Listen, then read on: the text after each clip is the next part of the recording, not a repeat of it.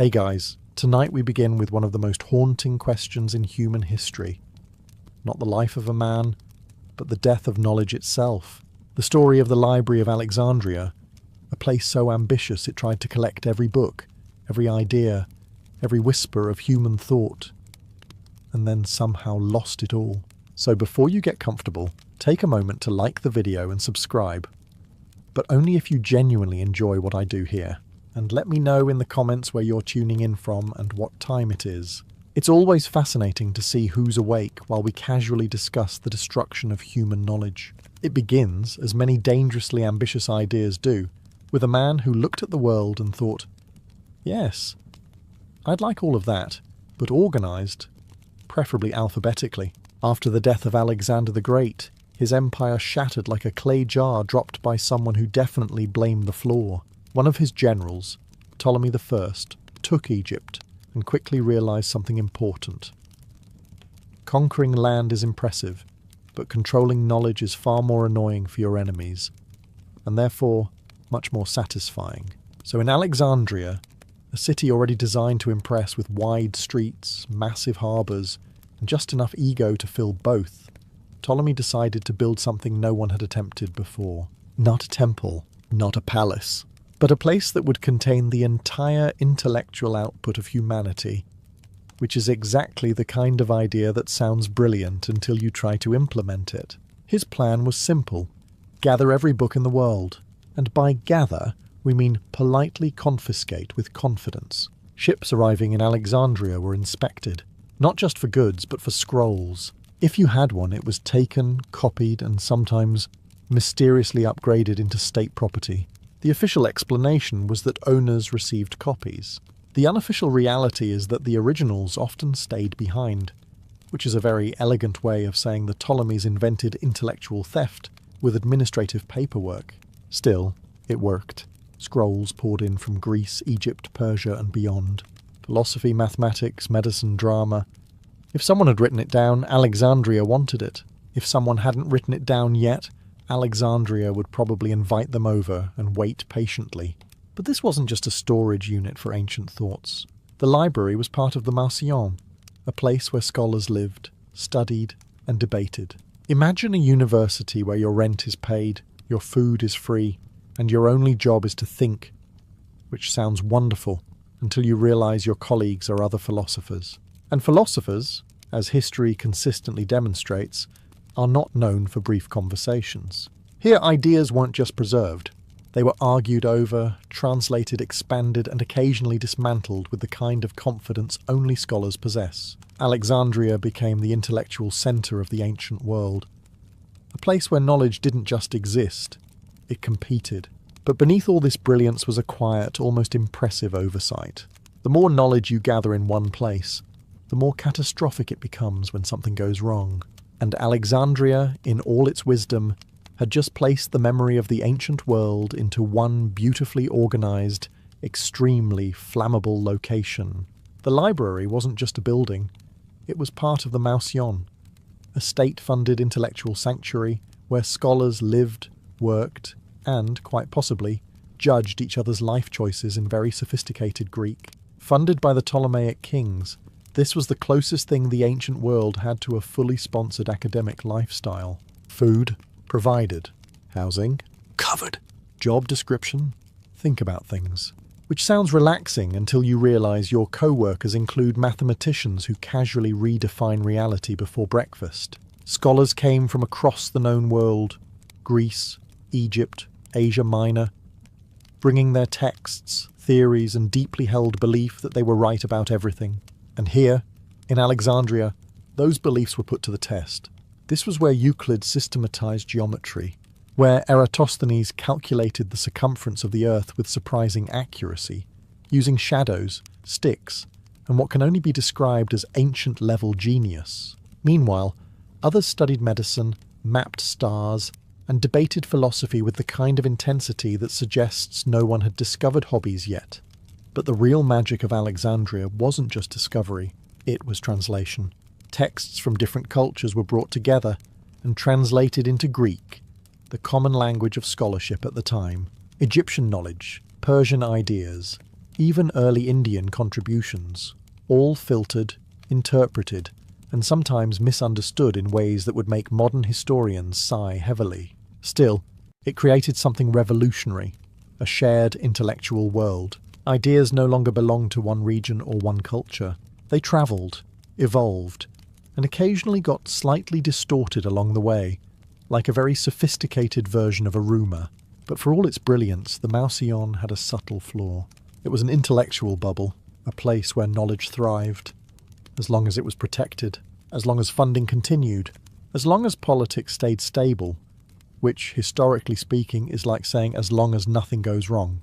And if there's one thing history does consistently well, it's ensuring that something eventually goes very wrong. If the Mousillon was the brain of Alexandria, the library itself was the memory. And like most memories, it was vast, slightly disorganized, and held together by fragile material that could ruin everything at the worst possible moment. At its height, the Library of Alexandria may have contained hundreds of thousands of scrolls. The exact number is debated, partly because ancient writers enjoyed exaggeration almost as much as modern ones, but even the lower estimates are impressive enough to make you question how they found anything without losing their sanity. These weren't neat rows of identical books. They were scrolls. Long rolled sheets of papyrus, labelled with tags, stored in niches, stacked in ways that probably made perfect sense to someone and absolutely no sense to anyone else. Imagine a filing system where everything is handwritten, occasionally mislabelled, and prone to disintegrating if you look at it too aggressively. And yet it worked. Inside those scrolls lived the collected thoughts of civilizations, Greek tragedies, Egyptian religious texts, scientific observations, mathematical theories, medical treatises explaining everything from surgery to why you should probably not drink certain liquids. Advice humanity continues to ignore with admirable consistency. The library wasn't just preserving knowledge, it was copying it. Scribes worked constantly, reproducing texts by hand. Copying wasn't just helpful, it was survival. Every copied scroll was a backup, a small act of defiance against time, decay, and the occasional catastrophic fire waiting patiently in the background. But copying also introduced complications. Errors crept in, words changed. Entire meanings shifted because one scribe misunderstood another's handwriting. Over time, texts evolved, not always for the better. In some cases, what survived wasn't the original idea, but a slightly distorted version of it, like a philosophical game of broken telephone. Still, Alexandria remained unmatched. It became the gravitational centre of knowledge. If an idea existed, it was probably there. If it wasn't there, someone was likely trying to get it there, preferably before a rival scholar claimed it first.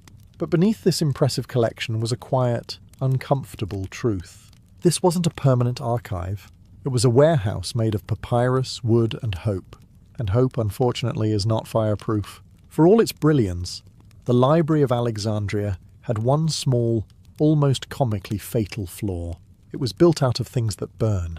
Not metaphorically, very literally. The scrolls themselves were made of papyrus, a material that ages poorly, tears easily, and reacts to fire with the enthusiasm of dry leaves in summer. Ink faded, fibres cracked, humidity warped entire texts. Even without disaster, knowledge was on a slow, inevitable countdown. Preservation required constant copying, constant attention, and a workforce of scribes who, quite frankly, had no off days. This is the part people tend to forget. Ancient knowledge didn't disappear only because of flames. It disappeared because of time, because someone didn't copy a scroll, because a shelf collapsed, because a rat decided philosophy tasted interesting. The library wasn't a vault. It was a living organism, one that needed care, resources, and stability. Without those, it didn't just weaken, it quietly began to forget. And then there was the environment. Alexandria sat by the sea, which is wonderful for trade and terrible for long-term storage. Moist air crept into buildings. Salt lingered. Papyrus absorbed it all like a sponge with existential anxiety. Every scroll was essentially fighting a slow battle against the climate, and losing one fibre at a time.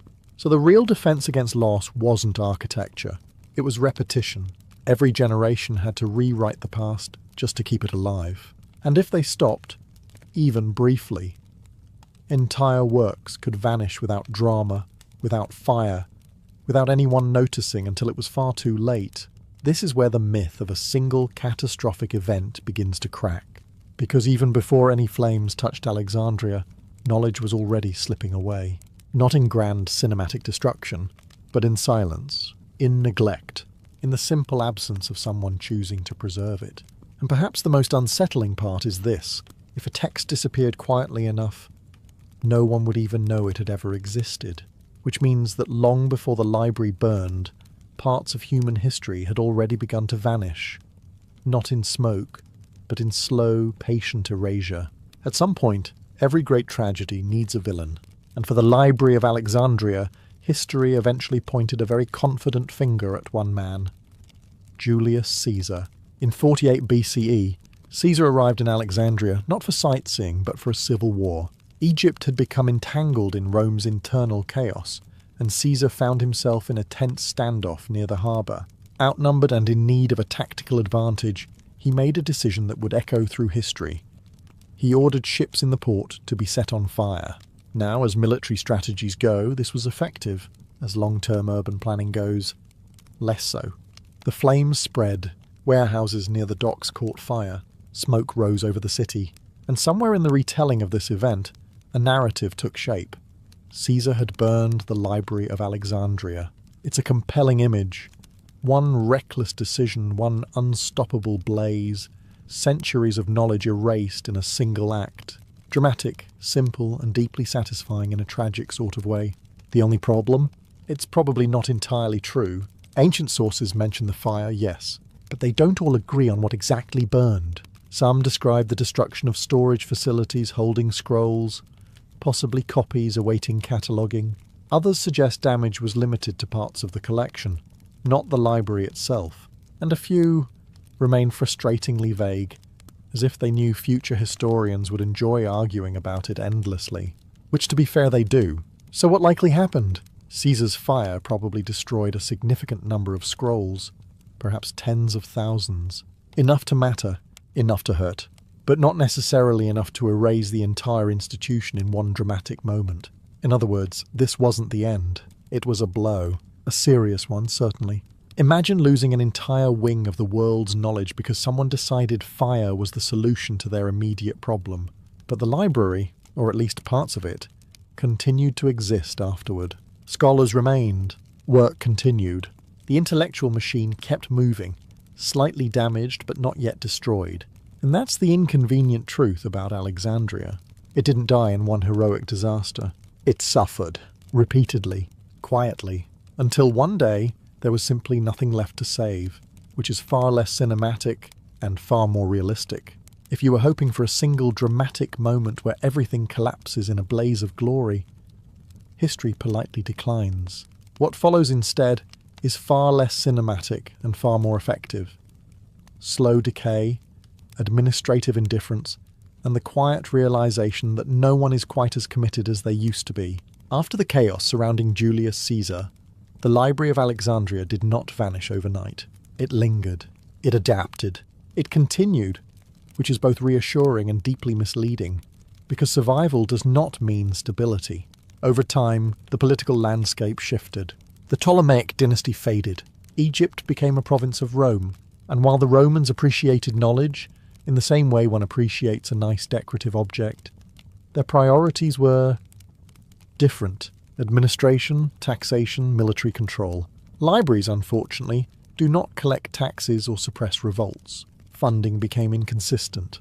Patronage weakened.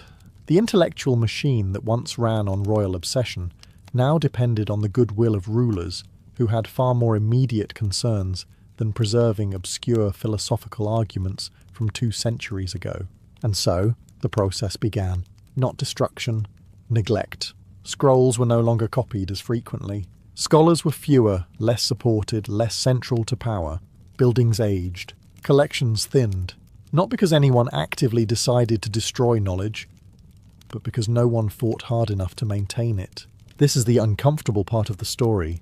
We tend to imagine loss as something dramatic. Fire, invasion, catastrophe. But far more often, loss looks like this. A slow withdrawal of attention. A text isn't copied. a scholar leaves and isn't replaced. A room is closed and never reopened, and over time the gaps grow. Meanwhile, Alexandria itself was changing. Trade routes shifted, political tensions rose. The city remained important, yes, but it was no longer the uncontested intellectual centre of the world. Other places began to rise.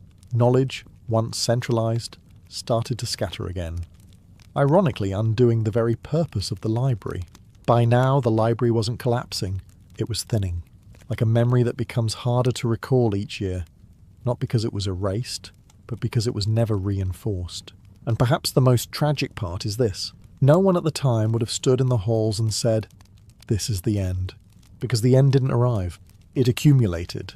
By the time we reached the later centuries, the Library of Alexandria wasn't just facing neglect. It was living in a world that was quietly changing its mind about what knowledge should even look like. And that, historically speaking, is never a comfortable transition. As the Roman world evolved, so did its beliefs.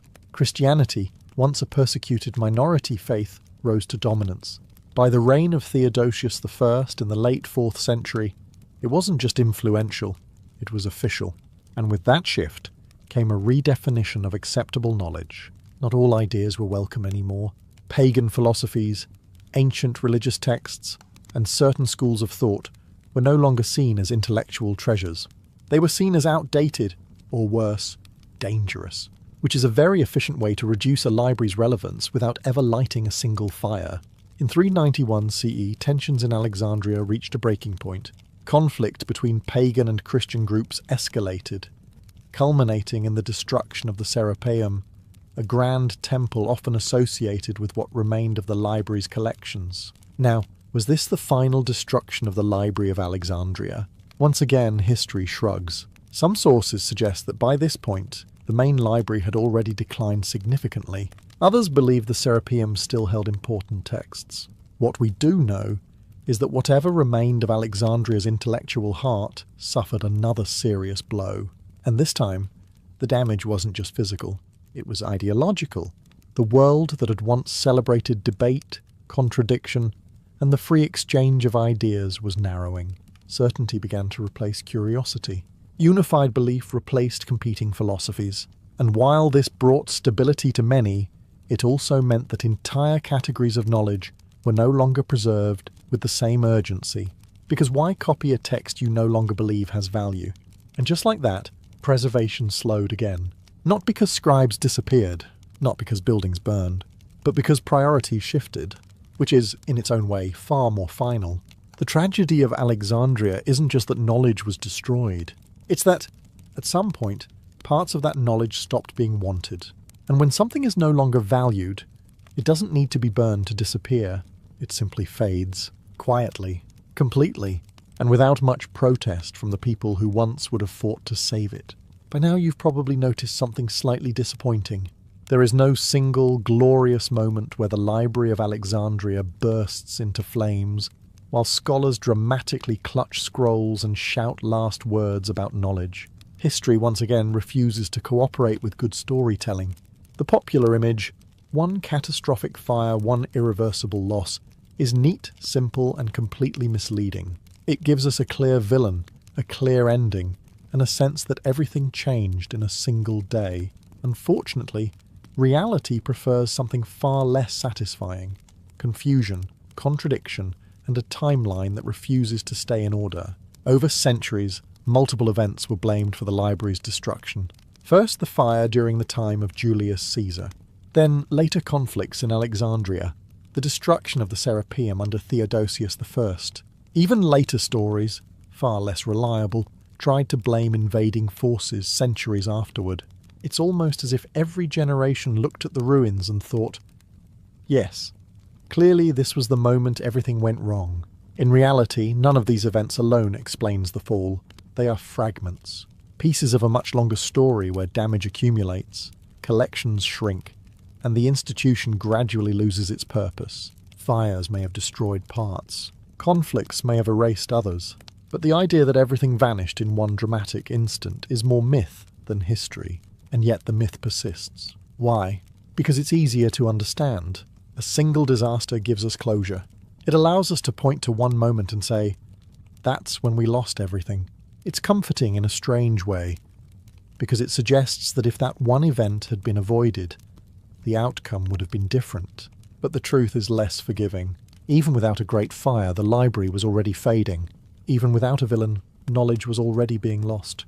The myth of the one great fire doesn't just simplify history. It hides something far more unsettling. That the loss of Alexandria wasn't inevitable because of one mistake. It was inevitable because of many small ones. Neglect, conflict, shifting beliefs, and the quiet assumption that something so important would somehow survive on its own. Which, as history repeatedly demonstrates, is rarely a winning strategy. Now we arrive at the question that makes historians slightly uncomfortable and storytellers overly confident. What exactly was lost when the Library of Alexandria declined into history? The honest answer is, we don't know. Which is not satisfying, but it is accurate. We know the library contained hundreds of thousands of scrolls at its height. We know it gathered works from across the ancient world. Greece, Egypt, Persia, and beyond. But we don't have a catalogue. No master list survived. No ancient librarian thoughtfully left behind a neat index titled, "Everything You're About to Lose." So instead, we reconstruct the loss indirectly. We know of authors whose works have disappeared almost entirely. Playwrights who wrote dozens of plays, of which only a handful survive. Philosophers whose ideas are referenced by others, but whose original writings are gone. Scientists who may have made discoveries that were never copied again, and therefore never seen again. Take Greek tragedy, for example. We have the works of a few major playwrights, but ancient sources suggest there were hundreds more. Most are lost. Not because they were burned in one dramatic moment, but because they simply weren't preserved. And that's the key point. Loss doesn't always mean destruction. Sometimes it means silence.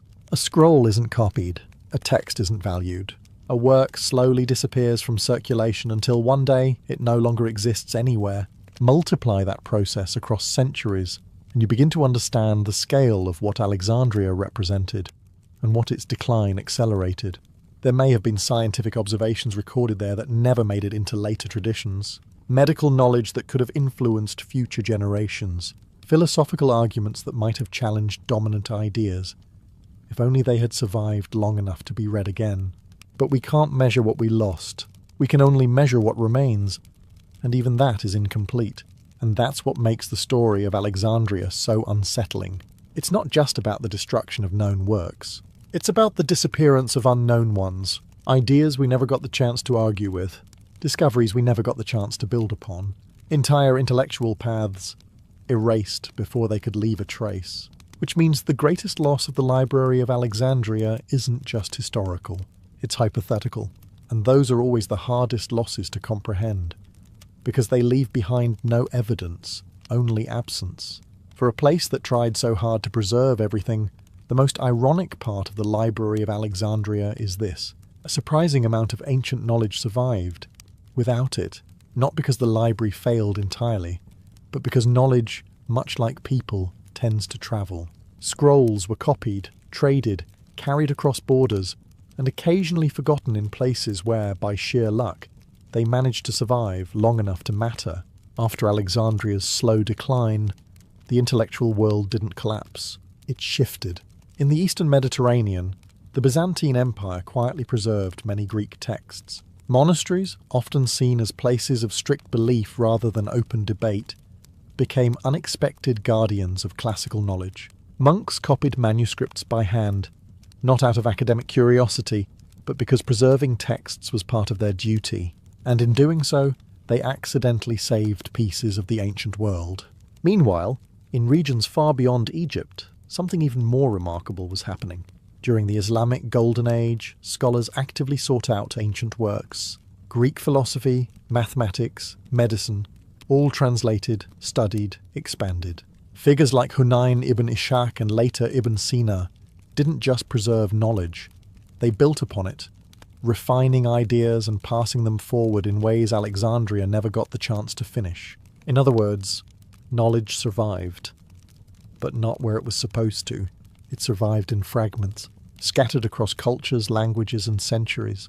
A text copied in one region might vanish in another, A theory forgotten in Alexandria might reappear elsewhere, slightly altered, slightly misunderstood, but still alive. This is where the story becomes almost unintentionally optimistic.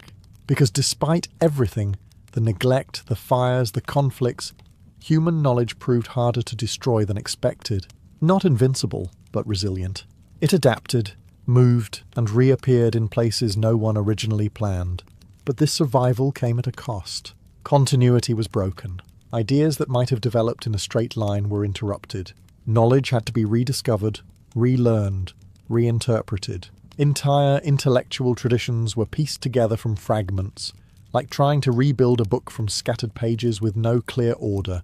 So while we didn't lose everything, we lost the connections. And sometimes, losing the connections between ideas is just as damaging as losing the ideas themselves.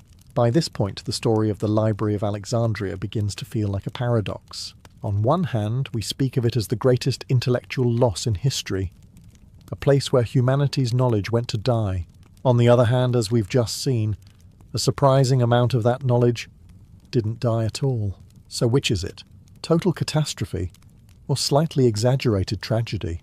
The uncomfortable answer is somewhere in between, because what Alexandria represented wasn't just a collection of scrolls. It was concentration, a single place where knowledge from different cultures, disciplines, and perspectives existed side by side.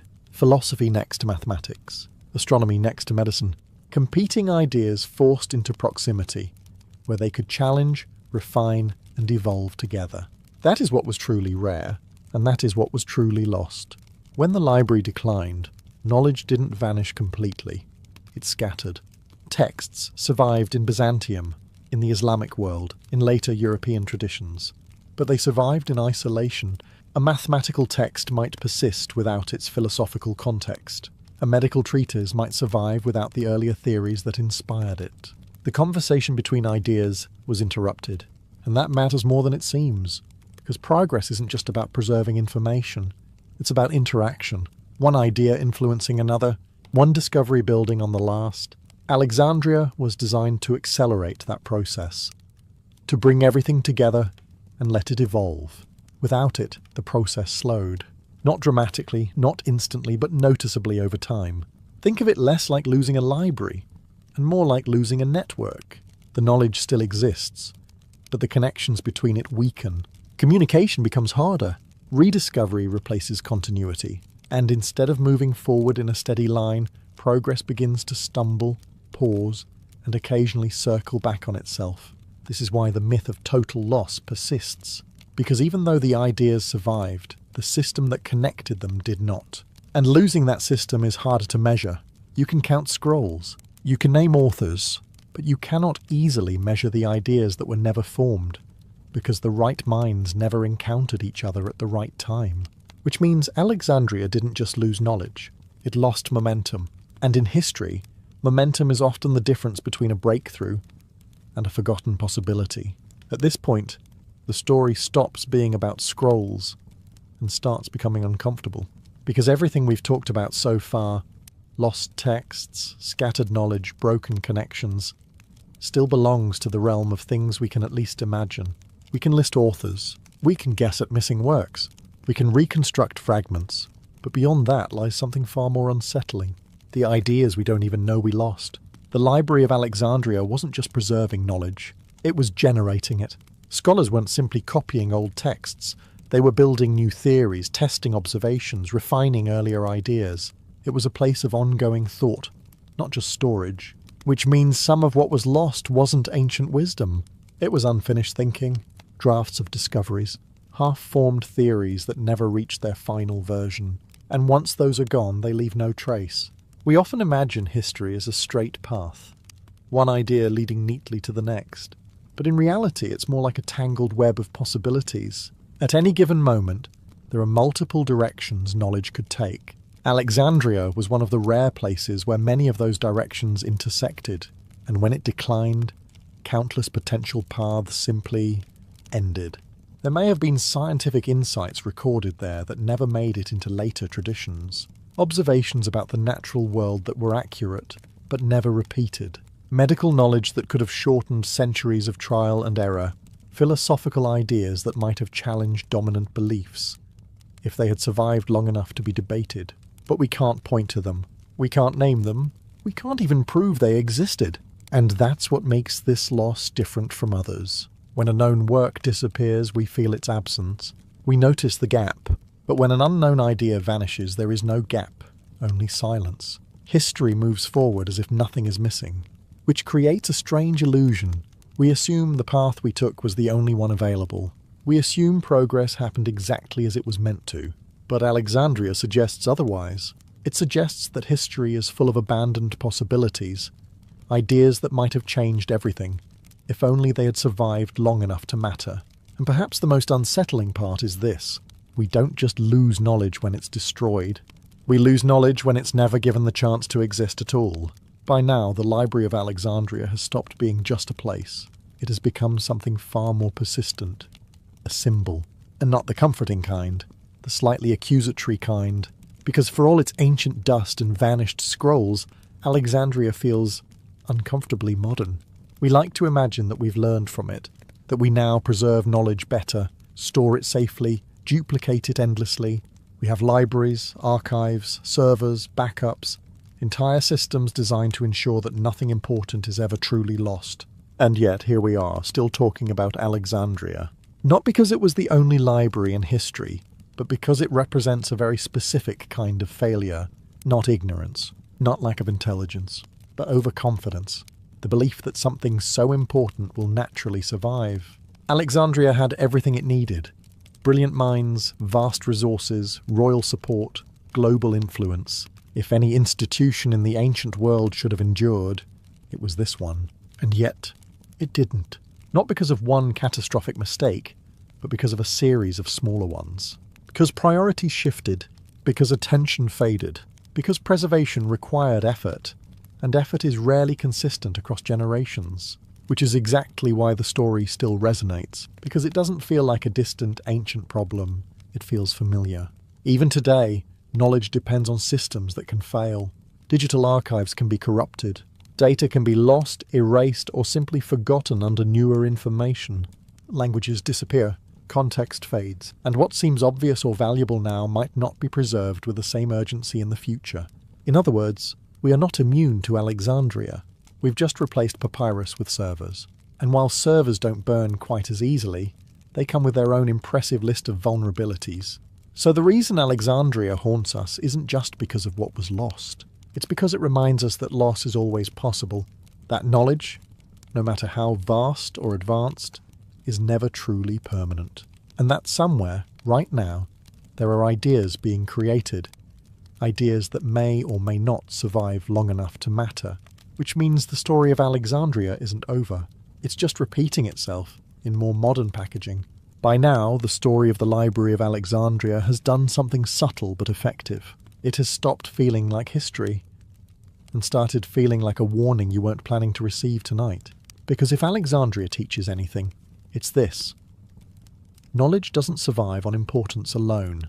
It survives on effort, repetition, care, and perhaps most inconveniently, long-term attention, something humans have never been particularly consistent at. The library didn't fail because people were unintelligent. Quite the opposite. It was built and maintained by some of the brightest minds of the ancient world. But intelligence doesn't guarantee preservation. In fact, it sometimes creates the illusion that preservation is already handled. After all, when something is valuable enough, surely someone will protect it. Right? That assumption, quiet, reasonable, and completely unreliable, is where things begin to unravel. Because preservation is rarely anyone's main priority. Rulers change, budgets shift, crises appear, wars demand attention, and suddenly, maintaining a vast collection of texts, especially ones that don't offer immediate practical benefits, becomes negotiable. And once something becomes negotiable, it becomes vulnerable. This is where Alexandria's story becomes less about the past and more about a pattern. Knowledge requires active maintenance. It must be copied, translated, updated, contextualized. It must be passed from one generation to the next with enough care that it remains understandable. Without that, even preserved information becomes useless. A collection of symbols that no longer mean anything. We've seen this happen repeatedly. Languages fade, and with them, entire bodies of literature become inaccessible. Context is lost and texts become misinterpreted. Information survives physically, but not intellectually, which is, in its own way, another form of disappearance. And perhaps the most ironic part is this.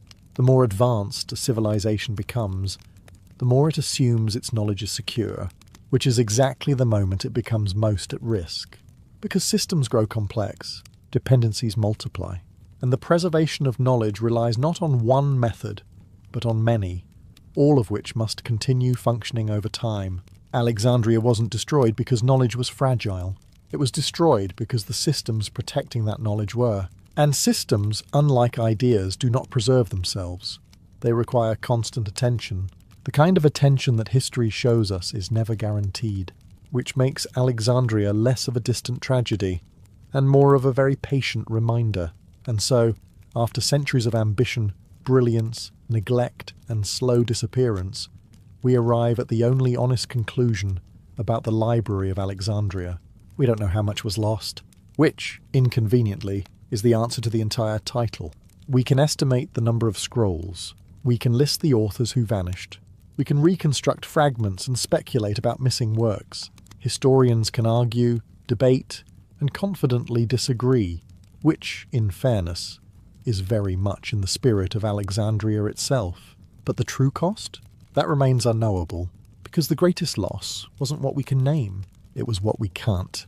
It was the ideas that never spread, the theories that were never copied, the discoveries that were never rediscovered, because their first version quietly disappeared. It was the conversations that never happened, because the right texts never reached the right minds. And those losses leave no ruins, no ashes, no evidence, only absence. This is what makes Alexandria different from other historical tragedies. When a city falls, we can measure what was destroyed.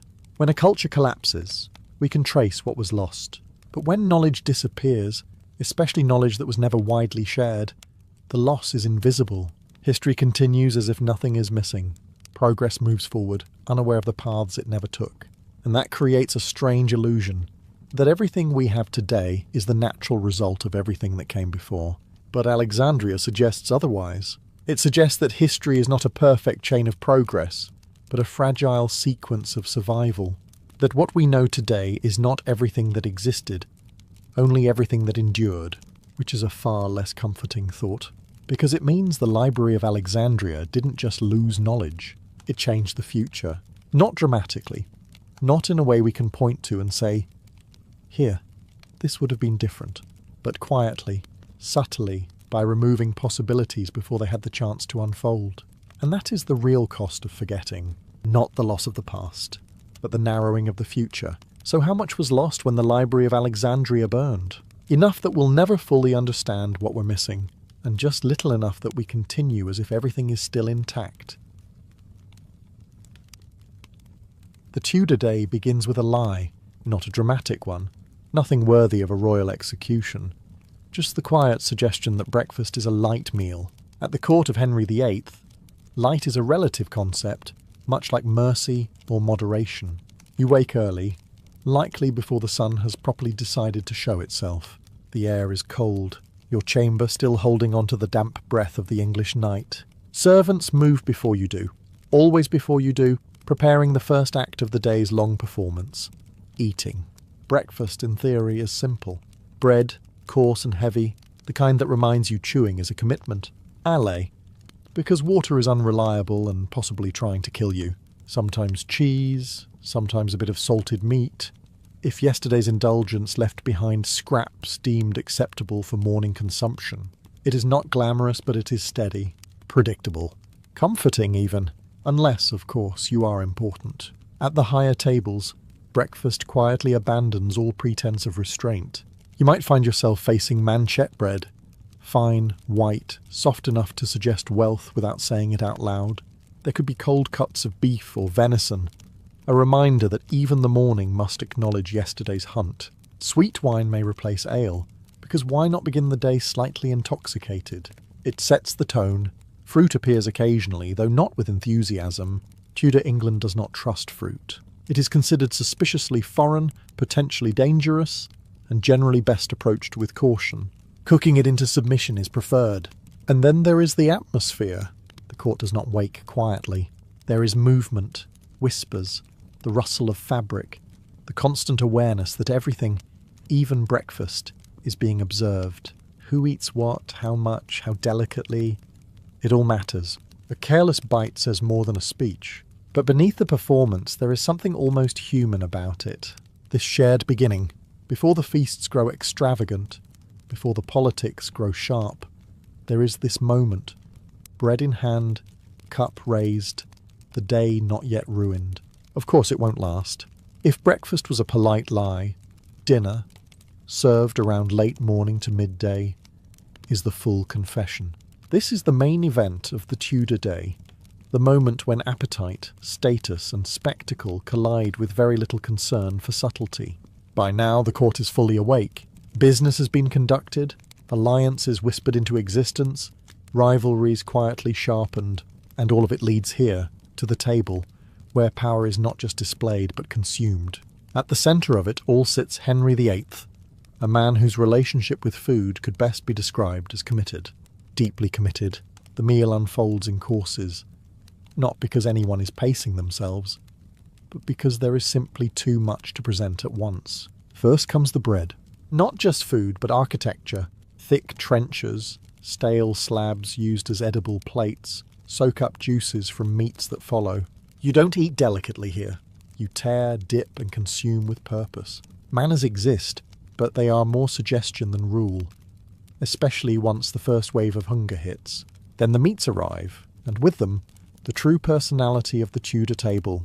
Beef, mutton, venison, swan, if someone felt particularly extravagant or vindictive toward swans. Everything is roasted, spiced, and heavily salted, partly for flavour, partly because preservation is less a science and more a gamble. Fish appears too, especially on fasting days mandated by the church. But even then, restraint is negotiable. Eels, pike, salmon, rich, oily, and prepared with just enough spice to remind you that Tudor England had access to global trade, and intended to use it generously. Vegetables make an appearance, though more as background characters than stars. Roots, greens, peas. They are present, but largely ignored in favour of anything that once had a heartbeat. And then there are the subtleties. Elaborate sugar sculptures. Dishes shaped like animals, castles, or mythical beasts, not meant to be eaten so much as admired, like edible propaganda. Look how much we have. Look how little we care if it goes to waste. The room fills with noise, conversation, laughter, the clatter of knives against bone. Servants move constantly, replacing dishes, pouring drinks, cleaning just enough to keep the illusion of order intact. Because this is not just a meal, it is a performance. And like all performances, it tells a story. One of power, excess, and a kingdom that eats like it has something to prove. If the midday meal hinted at indulgence, what follows removes all doubt. Tudor dining does not believe in stopping. It believes in escalation. What you thought was the meal was merely the introduction.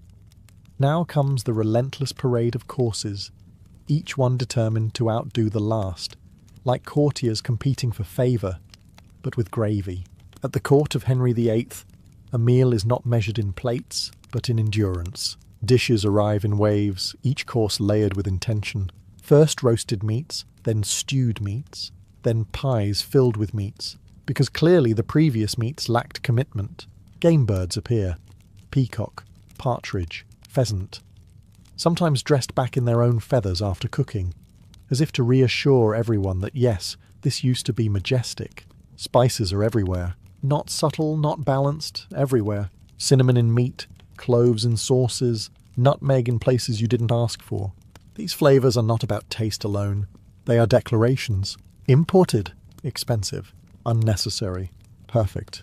Between courses, there is no rest, only anticipation. The table is cleared just enough to make room for the next display of culinary ambition. Servants move like a quiet storm, efficient and invisible, replacing what was devoured with something even more excessive. And then come the pies, not the gentle, comforting pies of later centuries. These are monuments, thick crusts, designed less for eating and more for holding entire ecosystems of ingredients inside. Meat, fruit, spices, sometimes all at once, because restraint is clearly for peasants. Break one open, and it feels less like dining and more like uncovering a secret. Presentation matters as much as flavour. Dishes are sculpted, arranged, and occasionally engineered to surprise. There are stories, probably exaggerated but too entertaining to ignore, of live birds hidden inside pies, bursting out when cut. Whether true or not, the idea tells you everything. Food here is not just sustenance. It is theatre, and you, whether noble or guest, are part of the audience. You eat not just because you are hungry, but because stopping would suggest weakness, or worse, disinterest. By now you are full. Uncomfortably so, but the meal is not finished. It is merely building towards something even more elaborate. Just when you believe the ordeal has reached its peak, when your body begins quietly negotiating surrender, the Tudors introduce something new. Sweetness. Not the gentle, comforting kind. No, this is sugar as spectacle, sugar as weapon, sugar as a declaration that wealth has officially defeated restraint. At the court of Henry VIII, sweet dishes are not an afterthought. They are a second act, and like any good second act, they arrive louder, stranger, and with absolutely no concern for your well-being. Sugar at this time is not common. It is rare, expensive, imported from distant lands, and treated with a level of reverence usually reserved for relics or royal bloodlines, which means naturally the Tudors use it in excess. Because if something is rare, the logical response is to consume as much of it as possible in front of others. Marchpane, an early form of marzipan, appears in elaborate shapes. Fruits, animals, entire architectural fantasies, moulded from almond paste and sugar, painted in bright colours that look vaguely edible and slightly suspicious. You are expected to admire them first. Eating them is secondary. Surviving them is optional. Then come the subtleties. Despite the name, there is nothing subtle about them. These are sculptural centerpieces, made entirely of sugar, rising like miniature kingdoms across the table. Castles, ships, mythological creatures, all crafted to impress, intimidate, and remind every guest that they are dining in a place where even desserts have political intent. And the flavours? Intensely sweet, often mixed with spices that seem determined to confuse your senses. Rosewater, orange blossom, cinnamon, ginger, sometimes all at once, because clarity is not the goal. Overwhelm is. Fruit, when it appears, is rarely trusted in its natural form. It is preserved, candied, or baked into submission, its original identity softened under layers of sugar. Raw fruit is considered risky, even dangerous. Cooked fruit, however, is acceptable. Controlled. Civilized. Wine flows more freely now, sweet and heavy, complementing dishes that no longer pretend to nourish. The air grows thick with perfume and spice. Conversation loosens, and the sharp edges of court life blur, just slightly. But beneath the indulgence, there is calculation. Who eats the most? Who hesitates? Who pretends to enjoy something clearly designed by someone with questionable intentions? Because even here, in the soft glow of sugar and excess, the court is still watching, and every bite still means something. By now the food has done its work. You are full in a way that feels less like satisfaction and more like a long-term commitment. And this naturally is where the Tudors decide that what you really need is more to drink. At the court of Henry VIII, drinking is not a side activity. It is woven into the rhythm of the day, as essential as breathing, and often done with about the same level of thought. From the moment you wake to the moment you regret everything, there is always a cup within reach. Ale is the foundation, thick, slightly warm, and far safer than water, which has a troubling tendency to carry disease and disappointment. Even children drink it, because survival, as it turns out, requires compromise. You sip it with breakfast, continue through dinner, and by midday it has quietly become part of your bloodstream. But ale is only the beginning. Wine arrives in generous quantities, especially for those close to the king. Imported from France, Spain, and beyond, it carries the subtle message that England is wealthy enough to drink the world dry if it feels like it. Red, white, spiced, sweet, variety exists, but moderation does not. Cups are refilled before they are empty, sometimes before you even notice you've been drinking. Then come the stronger concoctions. Hippocras, a spiced wine infused with sugar, cinnamon, ginger, and whatever else someone decided sounded festive. It is sweet, aromatic, and deceptively powerful, like most things at court. 1 cup warms you, 2 makes you confident, 3 convinces you that giving political advice to someone dangerous is an excellent idea. And drinking is never done alone. It is social, performative. Toasts are made, alliances hinted at, laughter shared just loudly enough to be heard. Refusing a drink is not just unusual, it is suspicious. Why would you remain sober in a room where everyone else is willingly losing control? What are you planning to remember? Servants move constantly, refilling goblets with mechanical precision. The pace is relentless. There is no pause, no quiet moment to reconsider your choices. The expectation is clear. Keep up. And so you do. Because stopping would draw attention. Because slowing down might look weak. Because in this world, even your ability to drink is part of your reputation. By now the room feels warmer. Voices blur slightly. The edges of conversation soften. And somewhere between the wine and the performance, the line between enjoyment and survival begins to disappear. Eventually, mercifully, suspiciously, the storm pauses. The great tidal wave of food and drink recedes just enough to reveal what it has left behind. A room full of satisfied faces, strained belts, and people pretending they are not 1 bite away from collapse. This is the Tudor afternoon, a delicate period where digestion and diplomacy attempt to coexist. At the court of Henry VIII, no one admits defeat. You sit, or more accurately, you arrange yourself in a position that suggests composure rather than survival. Conversations resume, though slower now, weighed down by the sheer effort of existing after such a meal.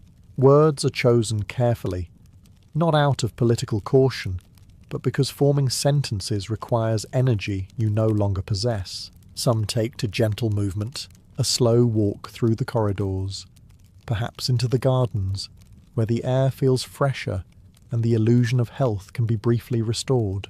It is less about exercise and more about convincing your body that it has not made a catastrophic mistake.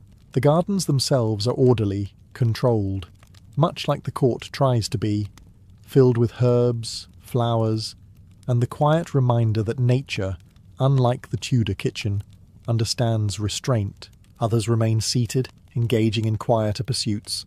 Cards, dice, small games that require just enough attention to pass the time without demanding actual thought.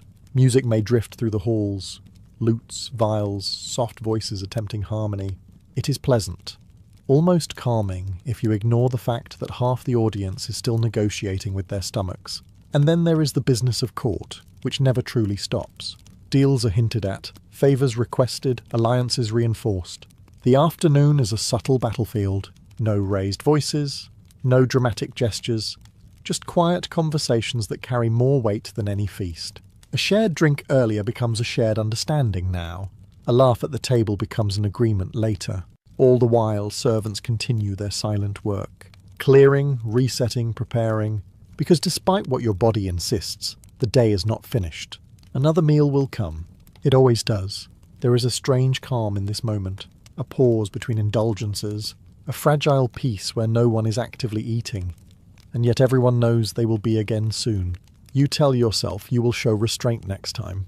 Eat less. Drink less. Be sensible.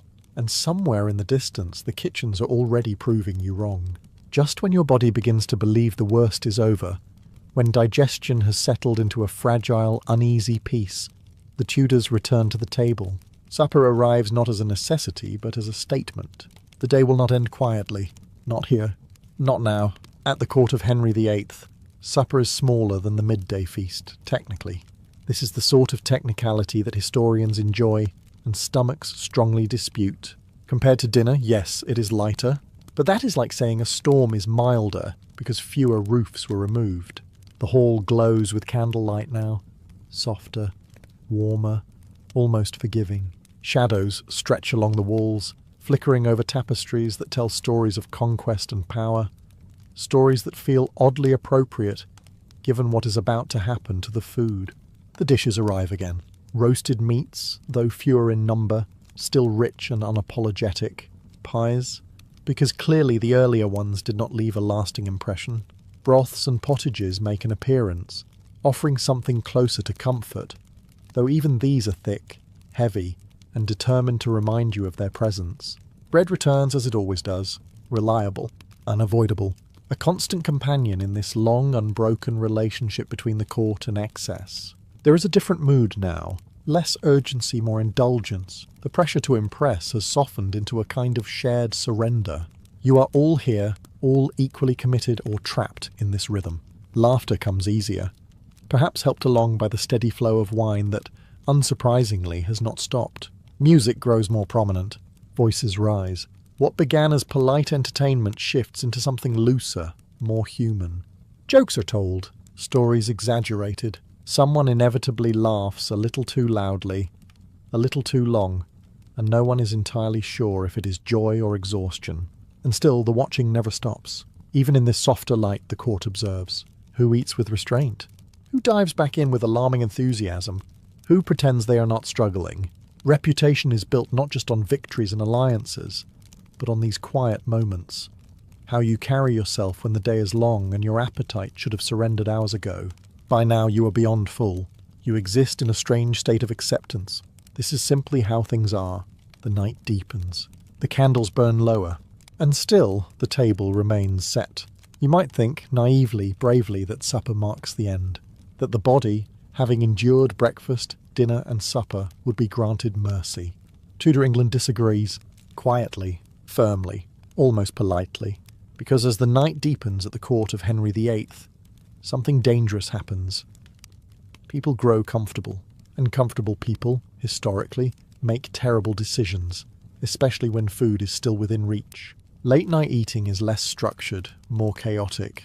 The formal courses are gone, the strict order dissolved, replaced by a steady drift of small indulgences. Trenches of bread remain as they always do, joined by slices of cold meat, leftover pies, and whatever the kitchens deem too valuable or too delicious to put away. This is the hour of grazing.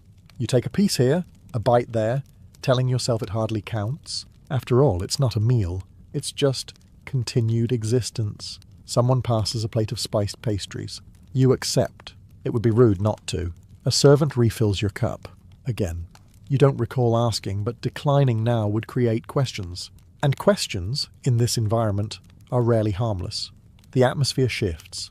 The sharp edges of court life have softened under layers of wine and exhaustion.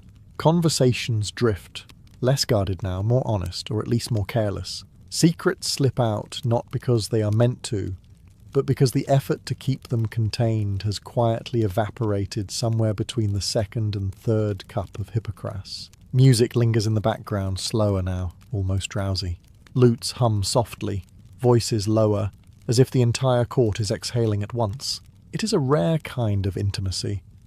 Not the formal unity of ceremony, but the shared vulnerability of people who have eaten and drunk far beyond reason. And yet, even here, the performance never fully disappears.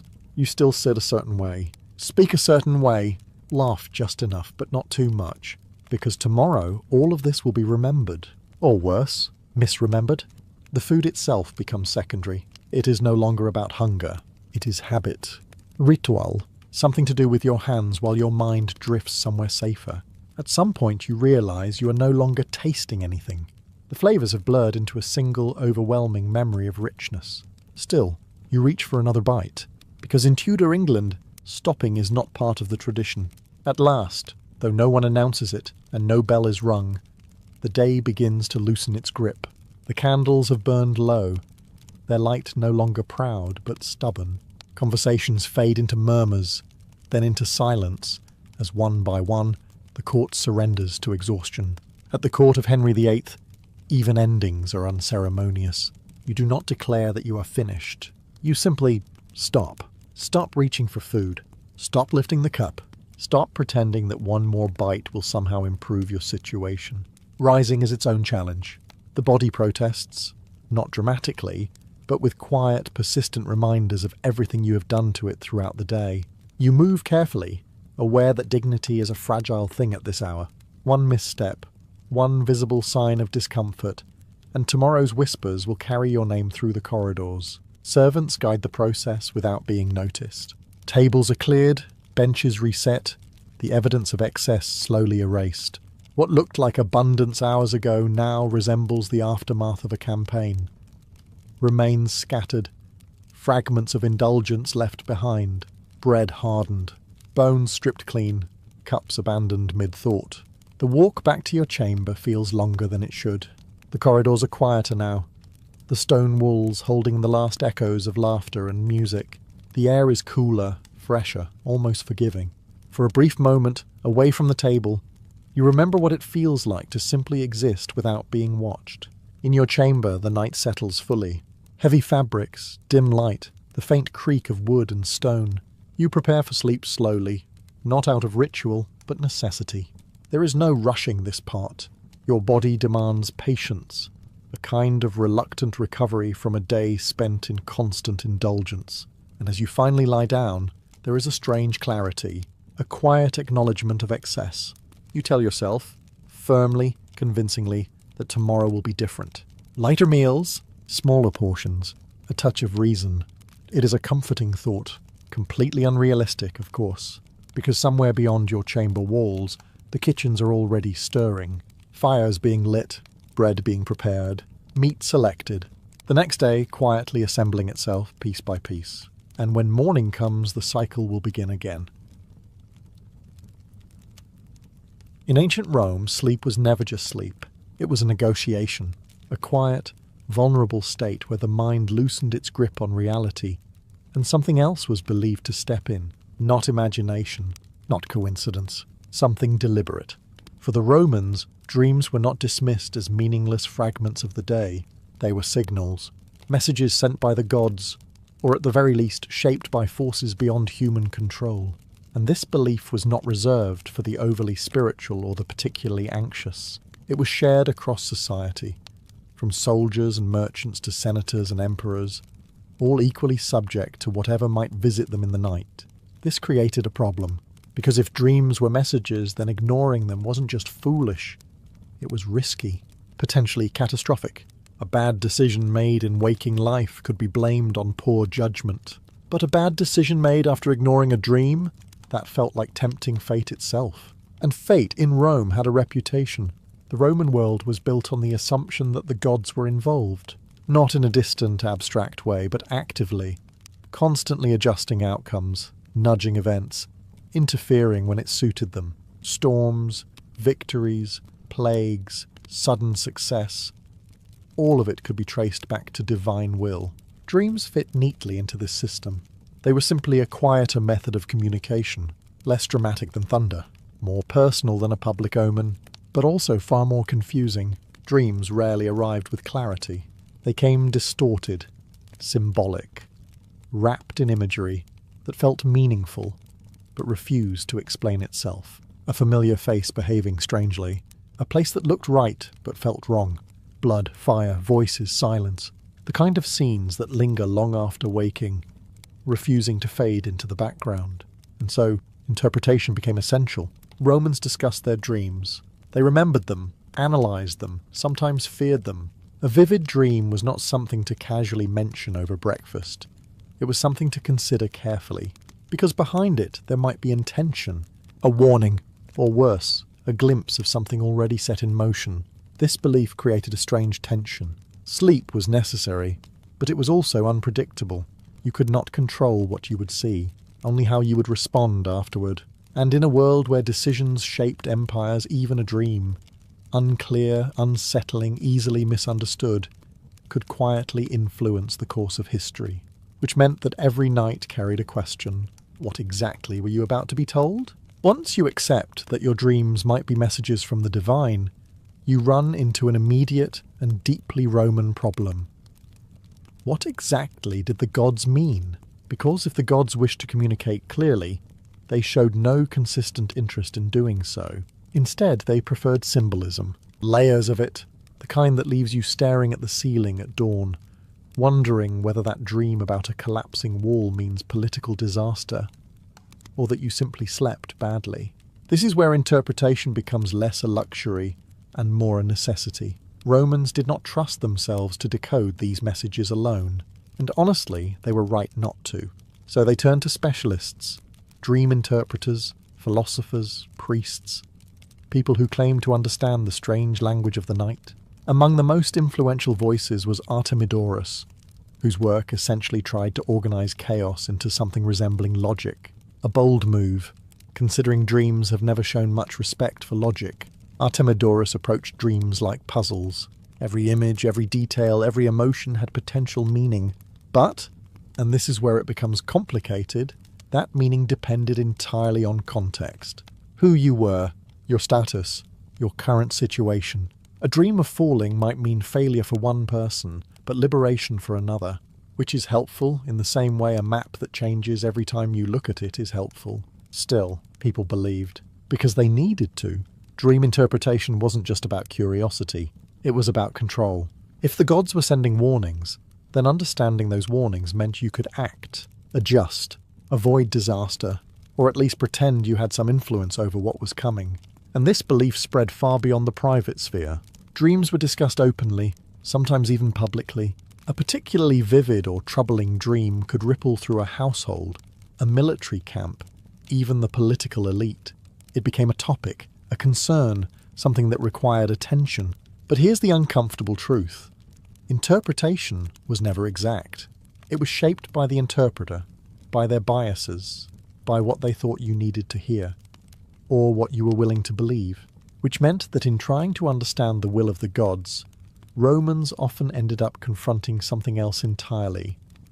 Their own fears. And sometimes, those fears were far more influential than the dream itself. Once dreams leave the bedroom, they become dangerous. Not because they change, but because people start acting on them. And in Rome, where ambition already runs high, that is a risky combination. At the upper levels of society, dreams were not private curiosities. They were political material. A senator might casually mention a troubling vision, not out of vulnerability, but calculation.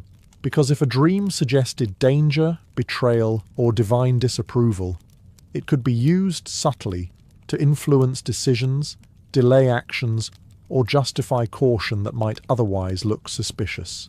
This is how something as fragile as a dream begins to harden into strategy. Consider the atmosphere of the Senate. Tense, competitive, filled with men who trust each other just enough to keep talking, but not enough to relax. Now add a dream into that environment. Not a pleasant one, something symbolic, something ominous. Suddenly the conversation shifts, because in Rome, ignoring a dream was one thing. Ignoring a dream that someone else had publicly shared, that carried risk. If something went wrong afterward, the blame would not fall quietly. Someone had seen it coming, someone had spoken, and you chose to proceed anyway. Few examples capture this better than the final days of Julius Caesar. His wife, Calpurnia, reportedly dreamed of his death. Visions so vivid, so unsettling, that she begged him not to attend the Senate on that fatal morning. It was not a political maneuver. It was fear, pure and immediate. For a moment it worked. Caesar hesitated. The idea of staying home entered the realm of possibility. And then, predictably, politics intervened. Pride, reputation, the need to appear unshaken. These things weighed more than a dream, or at least they seemed to. We know how that ended, and Rome remembered. Not just the assassination itself, but the warning that came before it. The dream that, in hindsight, felt less like symbolism and more like a missed instruction. This is the quiet power of dreams in Roman politics. They rarely forced decisions, but they influenced the atmosphere around them. They introduced doubt. And in a world built on confidence and control, doubt was often enough. Because once a dream is spoken aloud, it stops being imaginary. It becomes a possibility. If dreams could influence senators, they had even more room to operate among soldiers. Men already standing on the edge of uncertainty, where belief and fear tend to blend into something dangerously persuasive. In the Roman military world, sleep before battle was never peaceful. Not because of noise or discomfort, though there was plenty of both, but because of expectation. Tomorrow might bring victory, or death, and in that fragile space between the two, dreams were taken very seriously. A soldier waking from a vivid dream did not simply shrug and move on. He remembered it, repeated it, shared it with others, because if the gods had something to say, it was better to listen than to march blindly into disaster. Commanders, despite their carefully maintained image of control, were no exception. Even the most disciplined leaders paid attention to omens, signs, and yes, dreams. Before major decisions, it was not uncommon for generals to consider what had been seen in the night, alongside reports from scouts and advice from officers. Logic and superstition were not opposites in Rome. They worked together, often uncomfortably. There are accounts of leaders altering plans after troubling visions, delaying an attack, choosing a different route, performing sacrifices to calm whatever unseen force seemed displeased. Whether these decisions were driven by genuine belief or simply a desire to reassure nervous troops is almost irrelevant.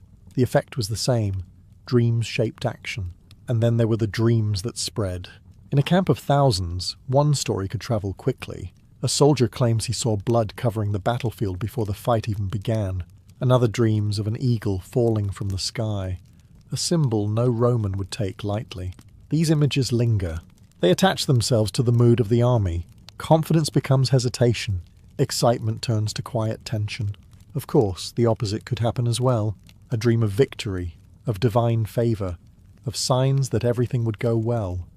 These could lift morale just as quickly. A good dream, shared at the right moment, might steady an entire unit. But here is the problem. No one could prove which dreams mattered, and so every dream carried weight. Because when you're standing on the brink of battle, even the smallest hint of certainty, real or imagined, is something you hold on to.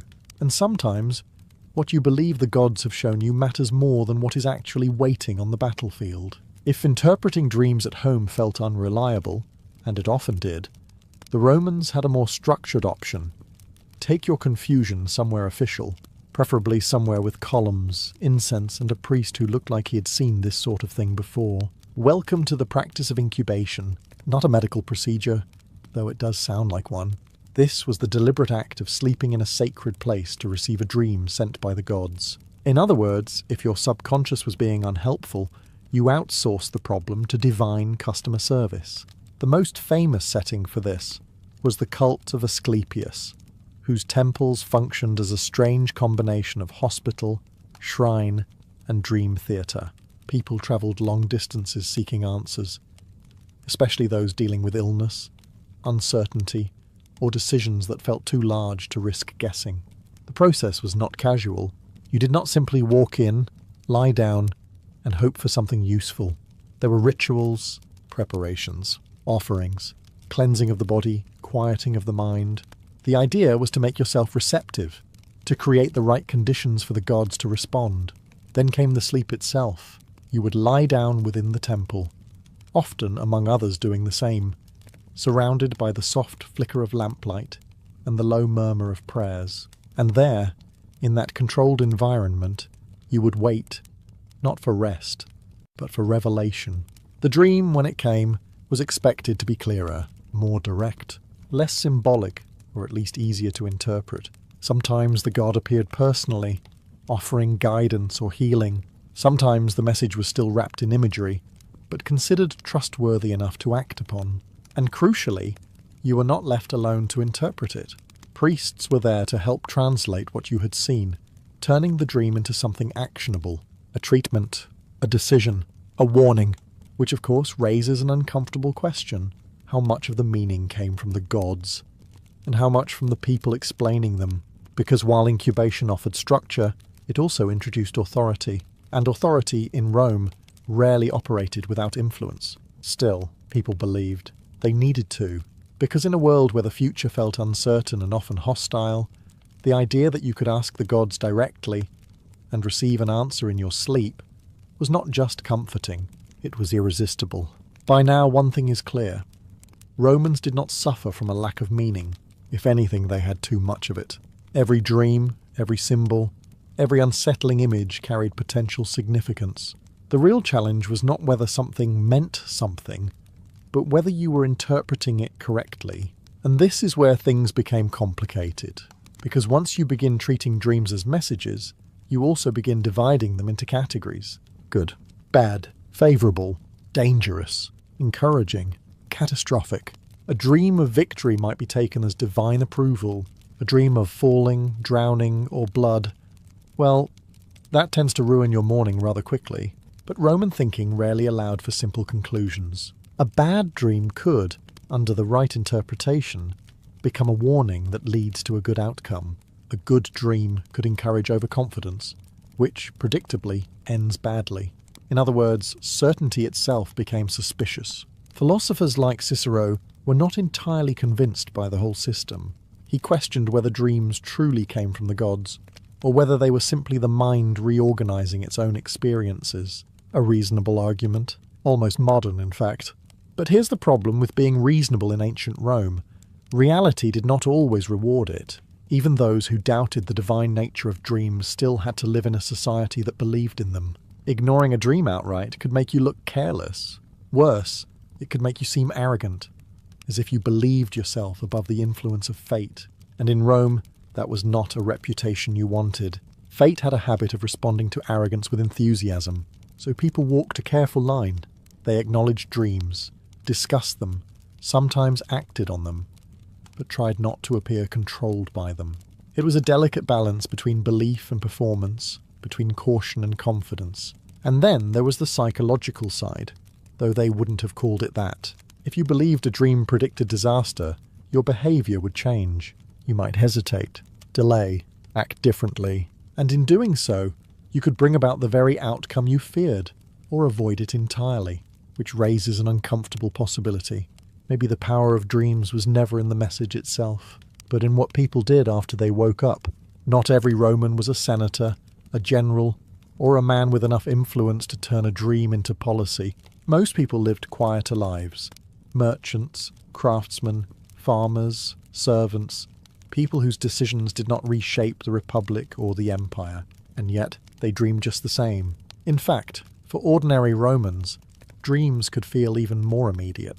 Less filtered, less strategic. A senator might weigh a dream against politics. A soldier might compare it to battlefield reality. But a baker, a mother, a labourer, they had fewer buffers between what they saw in the night and how they felt in the morning. A troubling dream lingered. It stayed with you as you worked, as you walked through the market, as you tried to carry on with the rhythm of the day. Because even if you didn't fully understand it, you couldn't ignore it either. There were common patterns. Dreams of losing teeth, associated with anxiety or loss. Dreams of being chased, danger approaching though from where no one could say. Dreams of the dead visiting the living.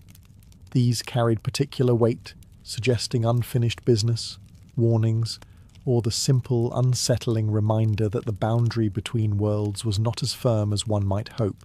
Families talked about these things, quietly of course, over food. In the early morning, when the memory was still sharp, someone might suggest a meaning, someone else might disagree, and slowly, a shared interpretation would form. Not because it was proven, but because it felt right. Small actions followed, a delay in a journey, a prayer offered at a household shrine, a cautious decision made where confidence might have once been.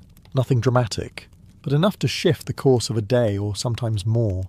And then there were the dreams that comforted.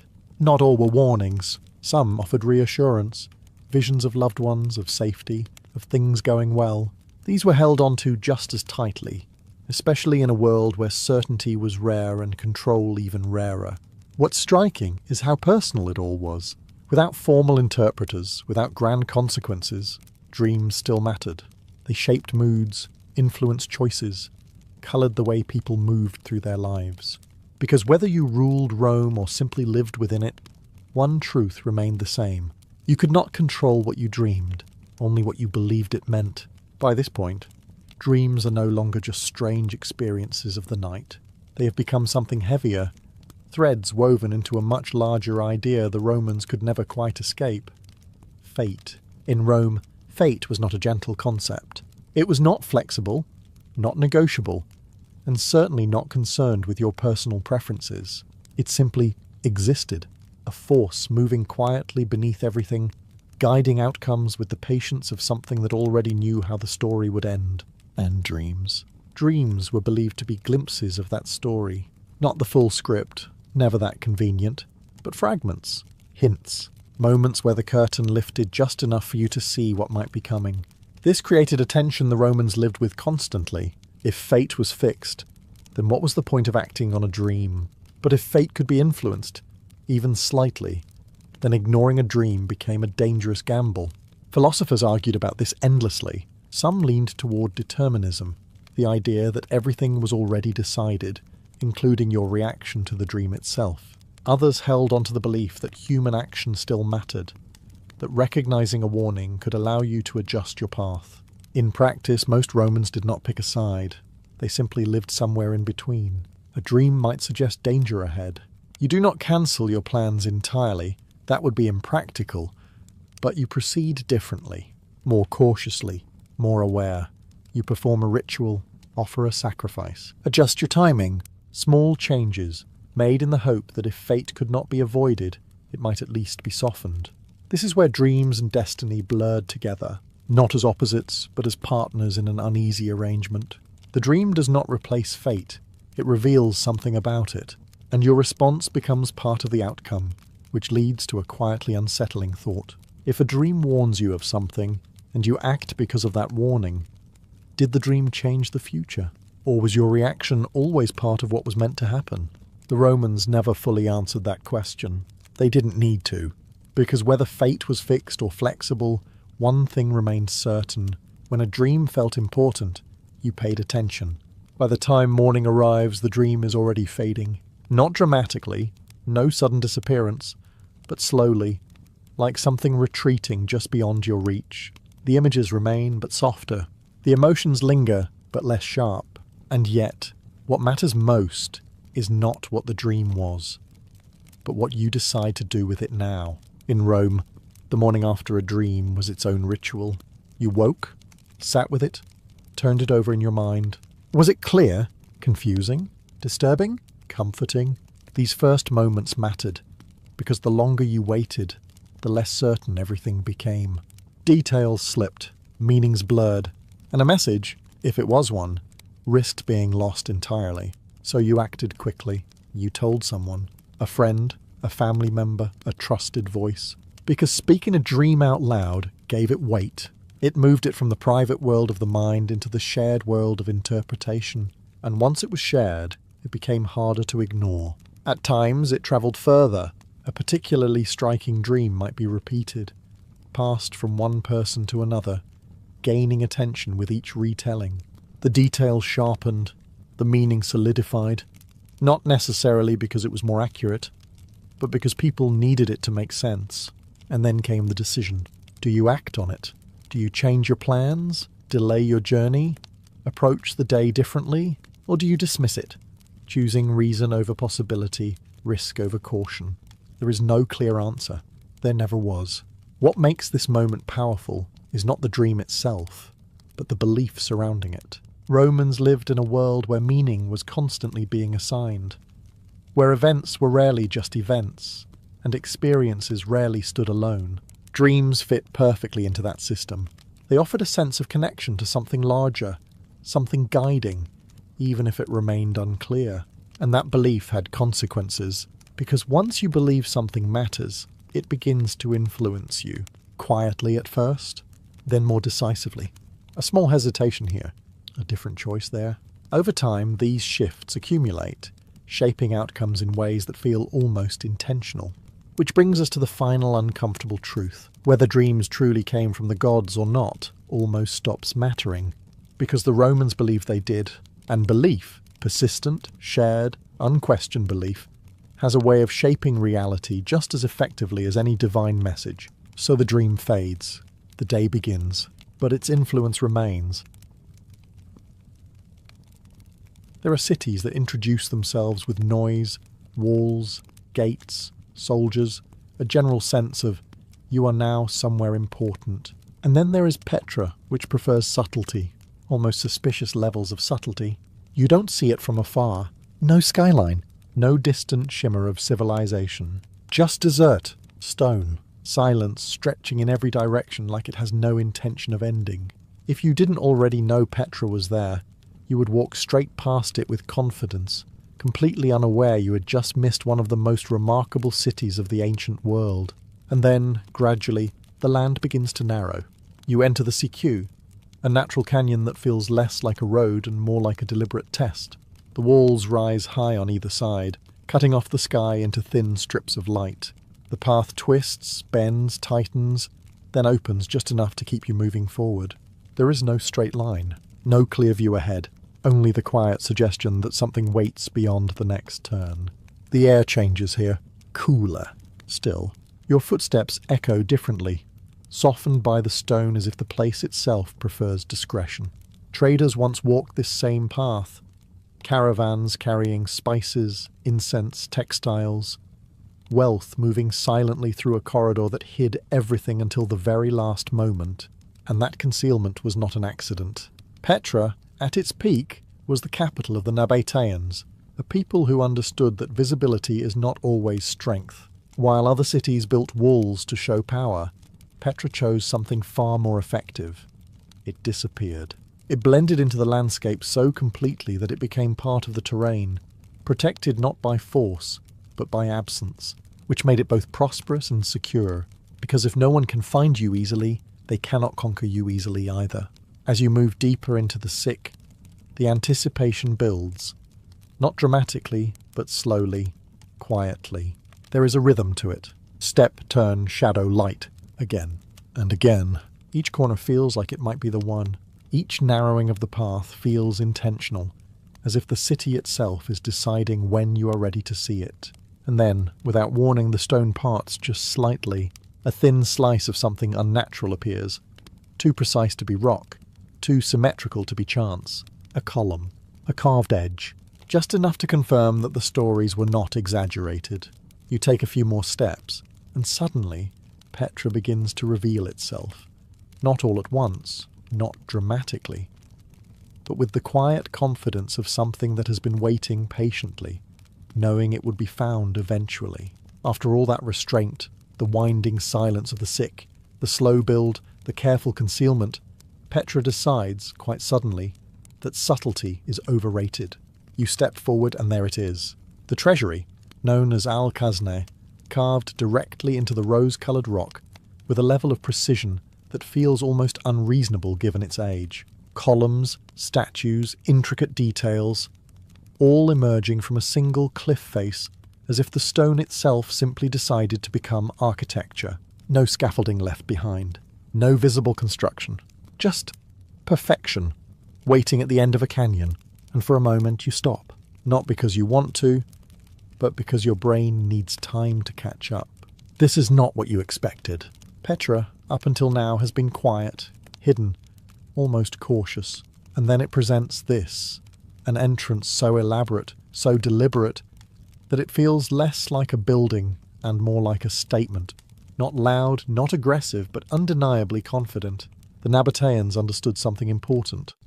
First impressions matter, especially when your city is invisible until the last possible moment. Imagine arriving here as a trader after days or weeks of travel through harsh desert landscapes. Heat, dust, uncertainty, and then suddenly, this. A monument that suggests wealth, skill, and control over the environment itself. You would not question where you were. You would understand immediately. This place matters. But here's the strange part. Despite its grandeur, the treasury was not actually a treasury. At least not in the way people once believed. The name comes from later legends, stories that imagined it filled with hidden riches. In reality, it was likely a tomb, possibly for a Nabatean king, which raises an interesting point. Even in death, the elite of Petra chose to be remembered with overwhelming beauty rather than simple practicality. The details invite attention. Figures carved into the facade, some eroded, some still visible, hint at a blend of influences. Greek, Egyptian, local traditions, all merging into something uniquely Nabatean. This was not a city isolated from the world. It absorbed ideas, adapted them, and turned them into something new. And all of it carved directly into the rock. No separate blocks, no assembly, just subtraction, removing everything that was not the building until only the building remained, which makes the treasury more than an entrance. It is a declaration, not of power through force, but of power through mastery. After the treasury delivers its perfectly calculated moment of awe, Petra does something unexpected. It relaxes, not into simplicity, but into normality. Because beyond that dramatic entrance, this was not just a monument. It was a city, a functioning, breathing place where people lived, traded, argued, and occasionally tried to survive the desert without turning into a cautionary tale. As you move deeper into Petra, the scale begins to reveal itself slowly. Carved facades continue along the cliffs, some grand, some modest, some clearly unfinished, as if the city was constantly expanding, adjusting, evolving with the needs of its people. These were not just tombs. Many served as homes, storage spaces, or administrative areas. Rock was not a limitation here. It was the primary building material, and the Nabateans used it with quiet confidence. What stands out is not just what they built, but how they organized it. Streets, open spaces, gathering areas.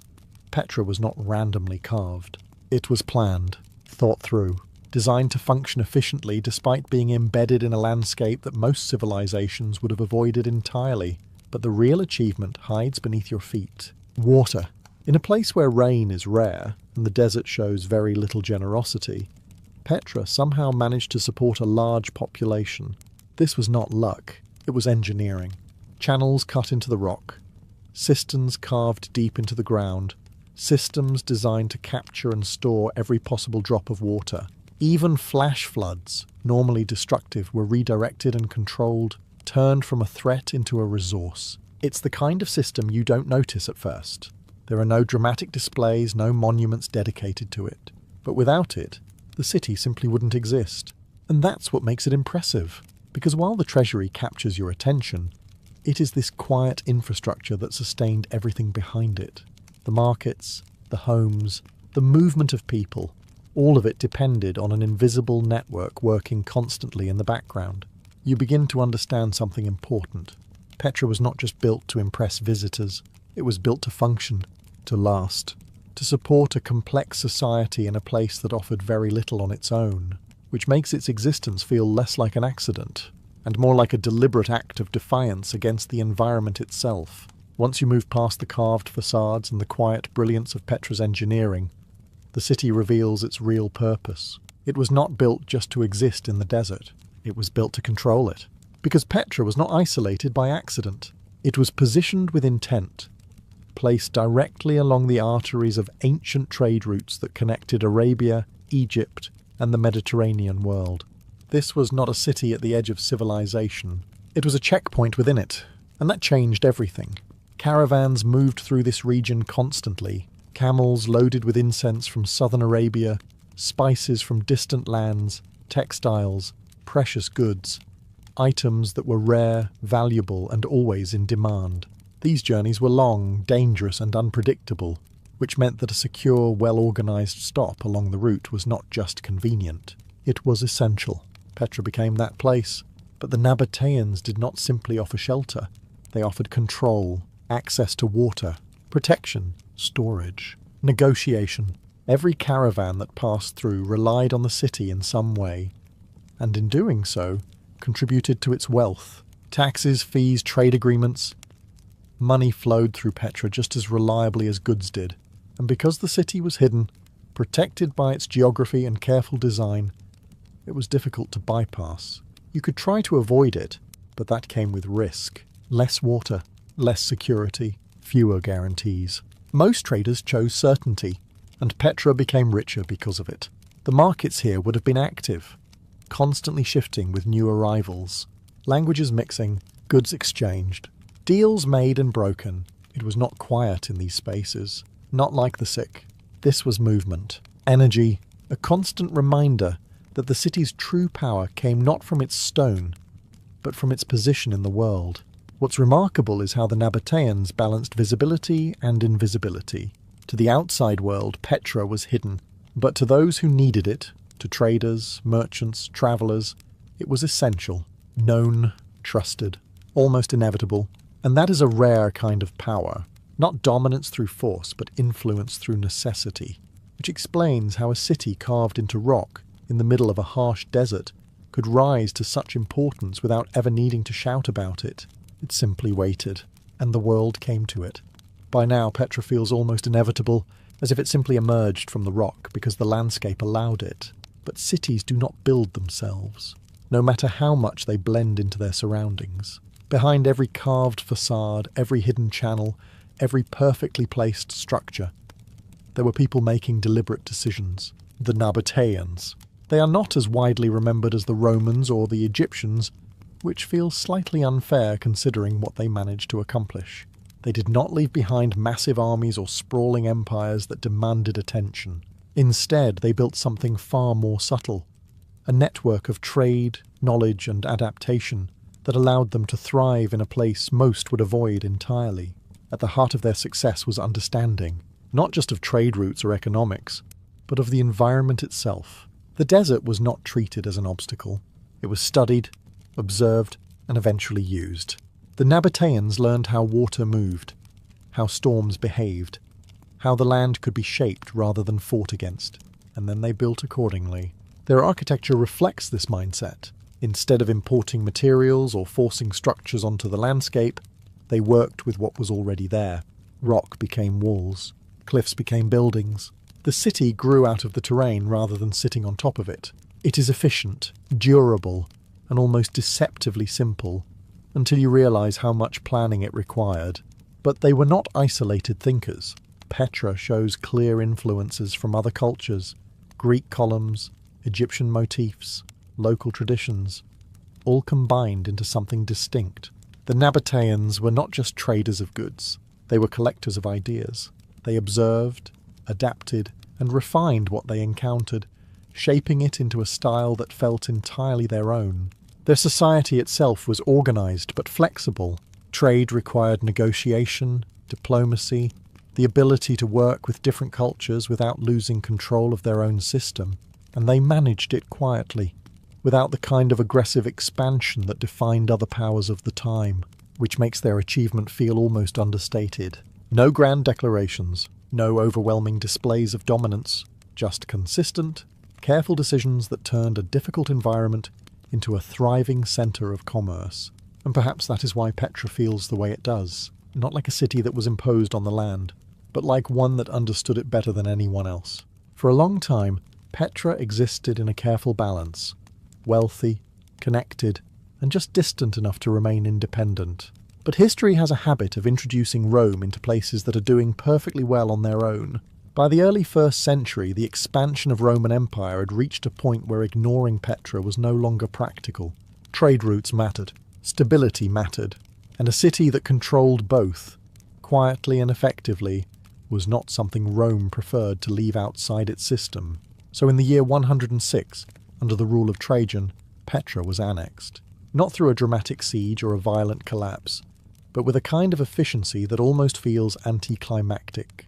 The Nabatean kingdom was absorbed, becoming part of the province of Arabia Petraea, and just like that, the city changed. Not immediately, not visibly at first. The market still functioned. The caravans still arrived. The carved facades remained untouched. But beneath the surface, the structure shifted. Rome introduced its own systems, roads, administration, a more formalized control over trade. The quiet independence that had defined Petra began to fade into something more regulated.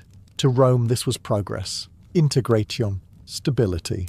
To Petra, it was something else entirely, because the city's strength had always come from its flexibility, from the Nabateans' ability to adapt quickly, to negotiate, to operate outside rigid control. Under Roman rule, that adaptability had less room to function. Trade still flowed, but it was now part of a much larger network, one that did not rely on Petra in the same way. And that difference mattered. Rome also brought visibility. Roads improved access. Movement increased. The very thing that had protected Petra, its quiet isolation, began to erode. The city was no longer hidden in quite the same way. It was part of something bigger, something more connected, but also less unique. This is not to say Petra declined immediately. It remained active, even prosperous for a time. Roman influence added new layers to the city: architecture, culture, administration. But the shift had begun, because once a place like Petra loses control over its own role in the world, even slightly, the balance changes. And in history, balance rarely returns to what it was. Petra does not fall in a single moment. There is no dramatic collapse, no final battle, no last desperate stand carved into legend. Instead, it does something far more unsettling. It slowly becomes less necessary. And in history, irrelevance is often more fatal than destruction. After its incorporation into the Roman Empire, Petra continues to function. Caravans still pass through, markets still operate, the city remains active, alive, even productive. But something subtle begins to shift beneath the surface. Trade routes change. This is not a sudden decision, but a gradual evolution. Maritime trade begins to expand, offering faster, more direct routes for goods that once relied on long overland journeys. Ships carry spices, incense and luxury items across open water, bypassing the desert entirely. What once took weeks by caravan can now be achieved with greater efficiency at sea. And Petra, built on controlling those land routes, begins to feel the impact. Fewer caravans arrive, not dramatically fewer at first, just enough to be noticed. A delay here, a smaller shipment there. Traders begin to choose alternative paths, not because Petra has failed, but because the world has changed around it. The city adjusts, as it always has. It continues to operate, continues to serve those who still pass through. But the rhythm is different now, slower, less certain. The constant flow that once defined Petra becomes irregular, unpredictable. Then come the earthquakes. Natural disasters strike the region, damaging infrastructure that was essential to the city's survival.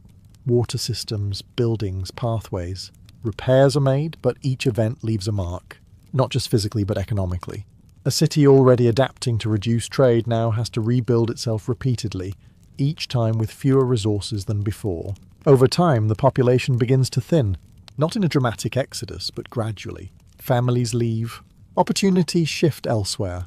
The reasons are practical, almost mundane. But the effect is profound. Petra does not disappear overnight. It lingers, quietly, which in a way is fitting. Because just as it rose without announcing itself loudly, it fades in the same manner. Without spectacle, without finality. A city once essential slowly becomes optional. Then forgotten, and eventually, the silence that once protected it becomes something else entirely. Absence. Once Petra fades from necessity, it begins its second transformation. From a place into a story. For centuries, Petra does not vanish completely. It lingers in fragments of memory, in local knowledge, in whispers carried through generations. The people living in the region know it exists. They pass by it, they live near it. But to the wider world, the city slips out of awareness almost entirely. And this is where things become interesting, because when a place disappears from common knowledge, it does not simply stop existing. It changes form. It becomes legend, a rumoured city carved into rock, a hidden place filled with ancient structures, possibly treasure, possibly danger, depending on who is telling the story. Details shift. Exaggerations grow. Reality softens at the edges. And for a long time, that is enough. Petra exists as something half-remembered, half-imagined. Not quite real, not quite lost. Just distant enough to feel unreal. Until the early 19th century, when a man named Johann Ludwig Burckhardt decides that rumours are not enough. Disguised as a traveller, moving carefully through the region, he hears the same stories others have heard. But unlike most, he chooses to follow them. What he finds is not a legend. It is a city, still there, still carved into stone, still standing with the same quiet presence it always had. The Sikh still winds its way inward. The treasury still waits at the end of it. The structures remain, worn by time but unmistakably real. And suddenly Petra returns to the world, not as it once was, not as a centre of trade or power, but as a discovery, a place to be studied, explored, documented, a reminder that entire cities can exist beyond the edges of collective memory, waiting patiently for someone to look again. But here is the strange part. Even after being rediscovered, Petra does not lose its sense of mystery. If anything, it gains more, because now we can see it clearly and still not fully understand it. How it functioned so efficiently, how it remained hidden for so long, how it balanced visibility and invisibility so perfectly.